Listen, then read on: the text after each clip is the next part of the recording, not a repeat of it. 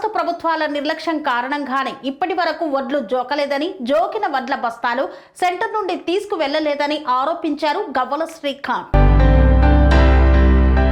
పెద్దపల్లి జిల్లా రామగుండం మండలం గోదావరి కనిలోని దోనూర్ వడ్ల సెంటర్లో రైతులతో కలిసి మాట్లాడారు రాష్ట్ర అధ్యక్షులు గవ్వల శ్రీకాంత్. కేంద్ర రాష్ట్ర ప్రభుత్వాల నిర్లక్ష్యం వలననే ఇప్పటి వరకు వడ్లు జోకలేదని, జోకిన వడ్ల బస్తాలు సెంటర్ నుండి తీసుకువెళ్లలేదని, ఇది పూర్తిగా ప్రభుత్వ నిర్లక్ష్యంగానే కనబడుతుందని ఆవేదన వ్యక్తం చేసిన గవ్వల శ్రీకాంత్ జగిత్యాల జిల్లా ధర్మపురి మండలం దోనూరు వడ్ల సెంటర్లో రైతులను అడిగి తెలుసుకున్న గవ్వల శ్రీకాంత్ అనంతరం మీడియాతో మాట్లాడుతూ కేంద్ర రాష్ట్ర ప్రభుత్వాలు ఒకరిపై ఒకరు దుమ్మెత్తి పోసుకోవడం తప్ప రైతులకు ఒరగబెట్టింది ఏమీ లేదన్నారు. నెలల తరబడి రైతులు పండించిన వడ్లను సెంటర్లోకి తెచ్చి ఎప్పుడు జోకుతారా అని, ఎప్పుడు పోతాయా అని ఎదురు చూస్తున్నారని పేర్కొన్నారు.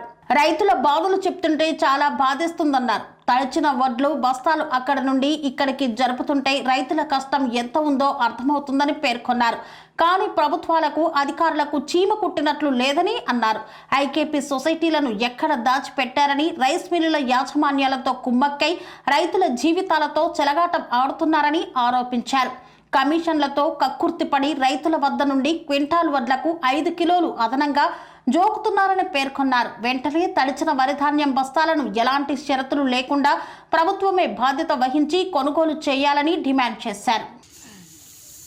ఈరోజు ప్రభుత్వం తీసుకున్నటువంటి ఏదైతే మరి అరుగాలం కష్టపడి రైతు పండించినటువంటి పంట వరి దాదాపు 25 రోజుల నుంచి 45 రోజుల వరకు ఉన్నటువంటి వరి వడ్లు ఉన్నాయి. మరి ఒకవైపు వాతావరణ శాఖ వాళ్ళు మరి వర్షాలు పడేటువంటి పరిస్థితి ఉన్నాయని చెప్పేసి చెప్తా ఉన్నా, నిమ్మకు నీరెత్తినట్టుగా అటు కేంద్ర ప్రభుత్వంలో ఉన్న బీజేపీ నరేంద్ర మోడీ ప్రభుత్వం కానీ, రాష్ట్రంలో ఉన్నటువంటి కాంగ్రెస్ ప్రభుత్వం రేవంత్ రెడ్డి ప్రభుత్వం కానీ అసలు పట్టించుకున్నటువంటి పరిస్థితి మనకు కనబడేటువంటి ఉంది.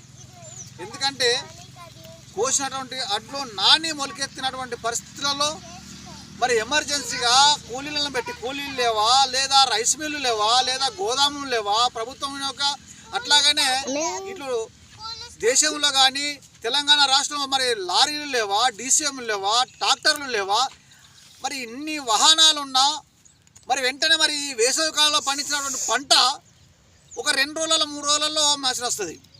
అలాంటి పరిస్థితుల్లో కూడా మరి కొనుగోలు చేయలేదంటే చాలా దౌర్భాగ్యమైనటువంటి పరిస్థితి ఉంది.